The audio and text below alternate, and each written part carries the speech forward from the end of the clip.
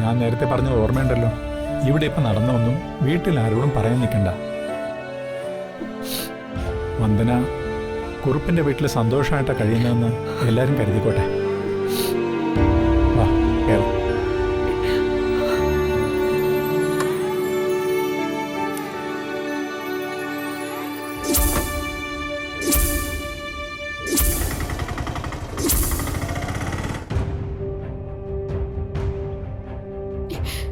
Vandana, sorry.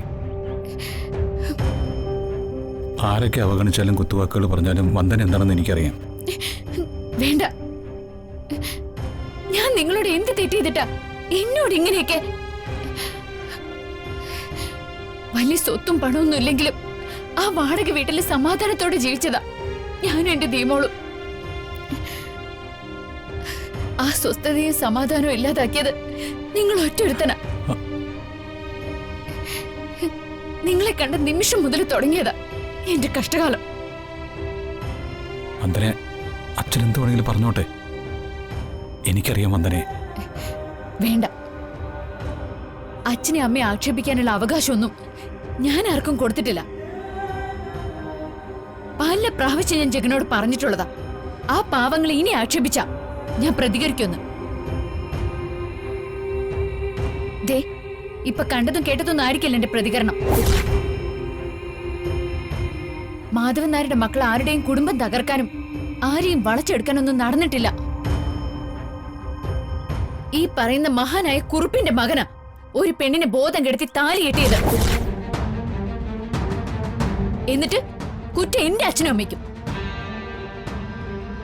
അവരുടെ വളർത്തുദോഷം കൊണ്ടാണത്രേ ഇങ്ങനെയൊക്കെ സംഭവിച്ചത്. കുറച്ച് പണം കുറവുണ്ടെന്ന് വെച്ച് അന്തസ്സും അഭിമാനവും ആണത്തവും എന്റെ അച്ഛൻ ആരുടെ മുന്നിലും പണയം വെച്ചിട്ടില്ല.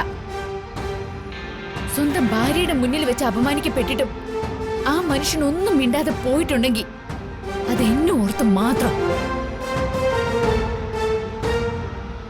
സ്വന്തം മോളെ ഈ ഗതിയിലാക്കിയ ജഗനെ എന്റെ അച്ഛനൊന്ന് മനസ്സുരുക്കി ശപിച്ചാലുണ്ടല്ലോ, ശേഷിച്ച കാലം കിടക്കയിൽ കിടന്ന് ജീവച്ചവം പോലെ നരകിക്കേണ്ടി വരും. എന്റെ അച്ഛൻ നിന്റെ അച്ഛനെ അമ്മയെ ആക്ഷേപിച്ചത് തെറ്റ് തന്നെയാ.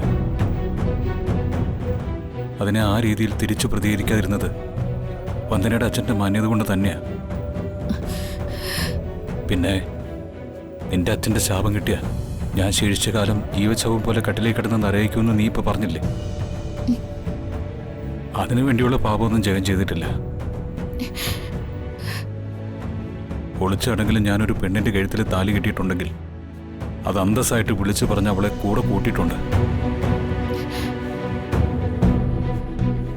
അത് മാത്രം വന്ദന ചിന്തിച്ചാൽ മതി. നാടറിയേ, നാട്ടുകാരറിയേ, നീ പ്രാർത്ഥിക്കുന്ന ദേവിയുടെ മുമ്പിൽ വെച്ച് വിളംബരം ചെയ്ത് താലി കെട്ടണമെന്ന് തന്നെയായിരുന്നു എൻ്റെ ആഗ്രഹം. അത് നടന്നില്ല.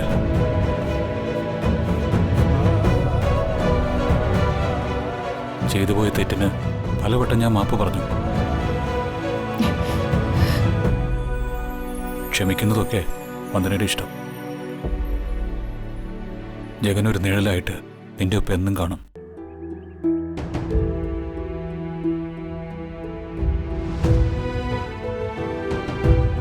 മാനത്തെ കൊട്ടാ